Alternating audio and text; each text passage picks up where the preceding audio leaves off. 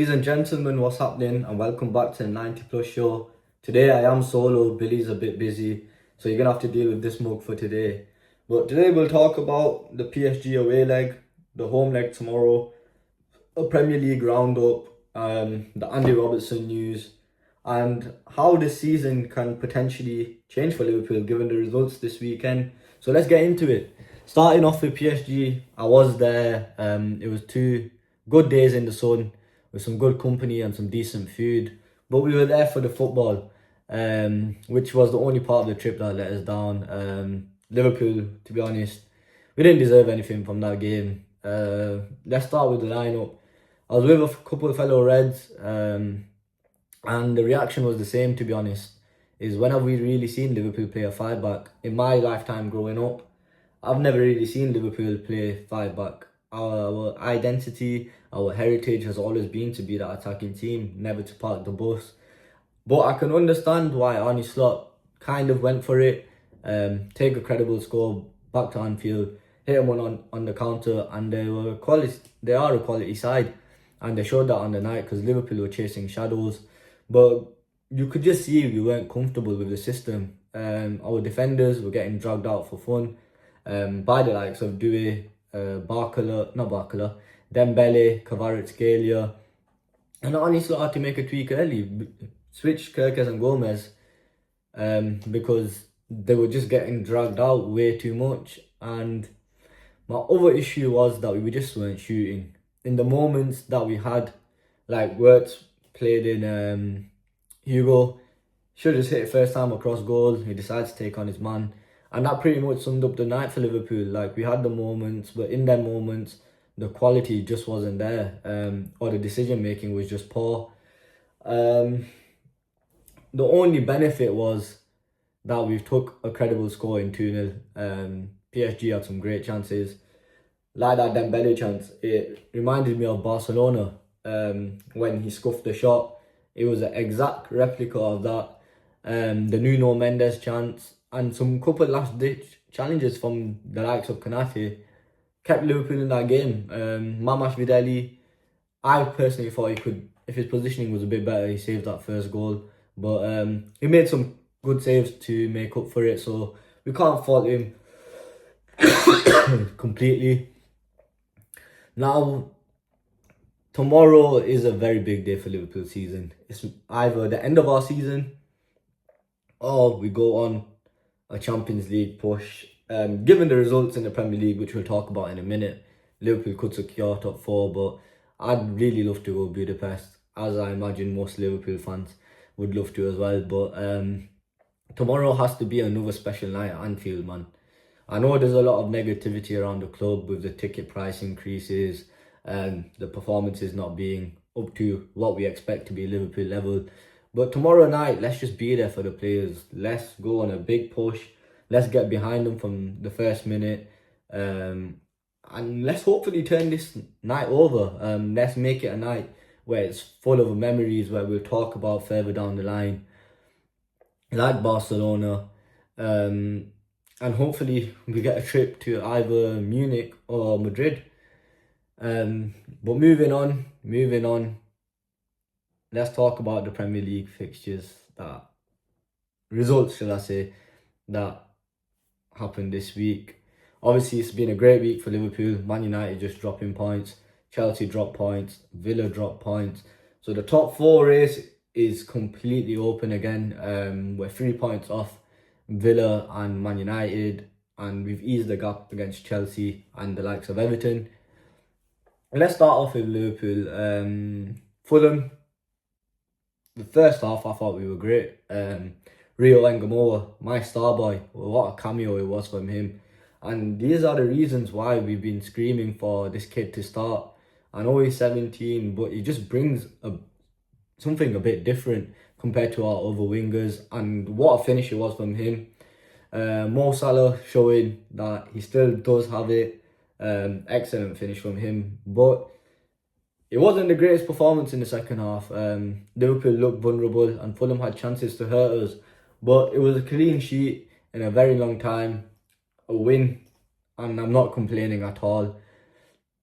moving on to other fixtures, Man United just played against Leeds. They were down to 10 men and they fought, so fair play to them. But that Casemiro goal wasn't enough to turn the tie around for Man United. And Leeds were excellent in that first half. They outran Man United. Tanaka had a great game, as well as the fullbacks and Justin and Goodmanson. They were quality. United defenders couldn't get anywhere near Calvert-Lewin. Martinez tried to pull his hair at one point. But Leeds nearly did choke that, if I'm being honest. They had the chances to kill the game off when it went down to 10 men, but they allowed Man United back into the game. But at the end of the day, I don't think Leeds fans are complaining. They're 6 points clear from the bottom, and it's a win at Old Trafford in a very, very long time. So to all the Leeds fans out there, I hope you have a good night and I hope you enjoyed that. Moving on, Chelsea v City. First half, I thought Chelsea were good. They had chances to take the lead against City and they made City look a bit vulnerable. They obviously had a goal disallowed to VAR. But then I don't know what Pep said at half time, but that City team came out firing. Ryan Cherky dictated the game. 2 assists for him.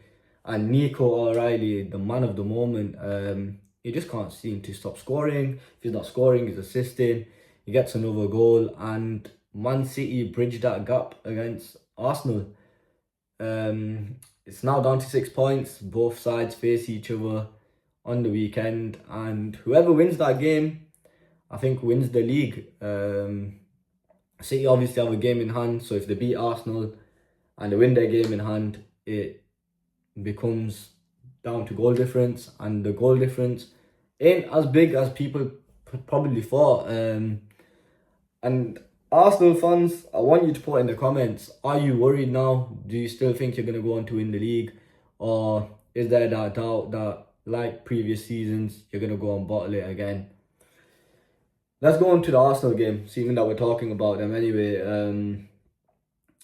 Arsenal look really poor. I don't think they've been that great this season. Yeah, they might be top, but relying on set pieces, even against Bournemouth, they scored a penalty. Bar that, they didn't really create anything. And Bournemouth looked really, really good. I mean, David Raya had a honker, but that second goal, the way they cut Arsenal open, Alex Scott, who's having a personal great season for Bournemouth, with a great finish. And I'm pretty sure we've all seen the viral clip of this guy, Tal, I think his name is, drinking the bottle at Stamford Bridge, sending a message to all the Arsenal fans. And Arsenal fans, this is my message to you. If you bottle the league, it's going to be the worst bottle I think the Prem has ever seen. Yeah, you can say the 13-14 hour season is up there, but the amount of time you guys have spent at the top of this league, it's embarrassing at this point. Twice you've done this now. Previously, you spent 256 days on top of the table and didn't win the league, and it's pretty much been similar this season because you've been at the top majority of the season. You had a 12-point gap at one point. The league was there for the taking for you, and this City side isn't as good as previous years, and I know Man City fans will admit that. So if you go on to bottle this, I'd sign out personally. And I know a lot of Arsenal fans will want Arteta out, but I think mentally, how do the players recover from this? So it's a big week for Arsenal. I guess it kind of shapes their season. They've got a Champions League tie against Sporting. If they somehow get knocked out of that, going into City, I just don't see any way Arsenal win that fixture. But who knows, football's a weird game. They could go to the Etihad, they could get something. Moving on to the other side of North London, Spurs under their new manager, De Zerbi. I was told, I don't know how true this stat is. Sorry, I've got a really bad cough. Not the perfect start for him, losing to Sunderland away. I've not really watched the game, so I can't really comment on it. But I got told he's not, as a manager, he's never won his first 5 games. And if I was a Spurs fan, looking at this, that if it is true, don't fact check me on it, but it's what I'm being told. I'd be concerned because you guys need wins to get out of that relegation zone. West Ham winning has dropped you guys in that 17th place, and it's looking very, very worrying for Spurs. It's mad. It's mad to think with that stadium, with the money they've spent, the quality of their players. It's not like Spurs don't have quality players, that they could be going down to the Championship. Moving on, obviously we know Mo Salah's leaving Liverpool, but Andy Robertson has announced since our last episode that he will be leaving Liverpool. And first of all, I just want to say, Andy Robertson, I've never met you. I hope I get to meet you before you leave. But if I don't, this is my message to you. Thank you for everything. For your 9 years at the club, ever since you joined, you were likeable from the start. You had a funny character.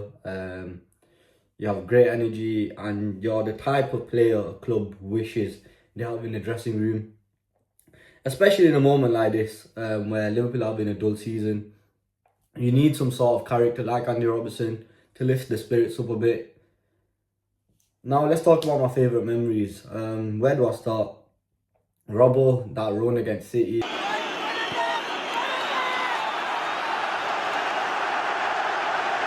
Ederson.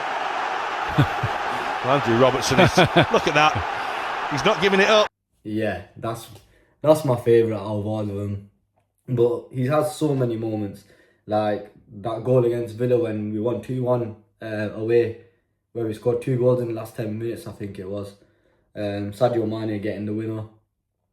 And that funny tweet. And just some of the clips in Inside Training, you can just tell how much of a funny person he is. And he'll be a dear miss to Liverpool, but I wish you all the best wherever you go. Now, predictions for tomorrow. Sorry man, I've got a really, really bad cough. I don't know where it's come from. But my heart's telling me, like, be positive. Something's going to happen tomorrow. We're going to turn it around.